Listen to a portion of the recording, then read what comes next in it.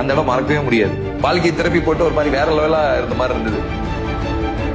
ஏன் big pass அப்படின்னா, எங்க பார்த்தாலுமே இது வரைக்கும் சக்தி தம்பி எப்படி இருக்கீங்க, வேலன் நல்லா இருக்கீங்களா அப்படின்லாம் கேட்டிருக்காங்க. நான் நடிச்ச கேரக்டரா பார்த்து பேசியிருக்காங்க. ஆனா என் கேரக்டரை பார்த்து சபரியா இன்னும் யாருக்கும் மக்கள் மனசுல இன்னும் பதிலையோ அப்படின்னு ஒரு பெரிய ஆசை. அந்த மக்களோட இன்னும் ஒன்றி போறதுக்கு வந்து பிக் பாஸ் விட்ட ஒரு பெரிய பிளாட்ஃபார்ம் வேற எதுவுமே கிடையாது. சோ இந்த பிக் பாஸ் மூலியமா உங்க சபரியா உங்க வீட்டுக்குள்ள வர போறேன். ஏத்துப்பீங்கன்னு நம்புறேன். ஏத்துக்கோங்க. அப்ப செஞ்சா அப்படி தட்டி தட்டி திருத்தி விட்டுருங்க.